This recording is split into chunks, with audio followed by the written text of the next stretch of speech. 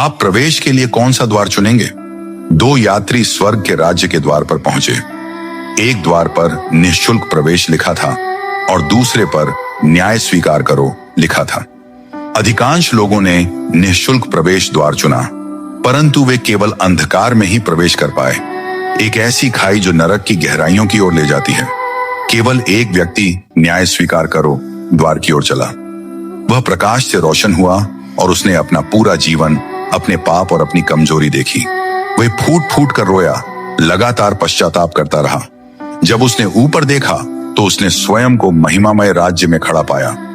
परमेश्वर के राज्य में प्रवेश का सच्चा मार्ग उसके न्याय और शुद्धिकरण से होकर गुजरना चाहिए।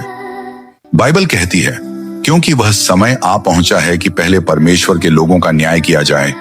यदि आप प्रभु द्वारा शुद्ध होने के इच्छुक हैं तो कृपया आमीन लिखिए और अपना संपर्क नंबर छोड़ दीजिए।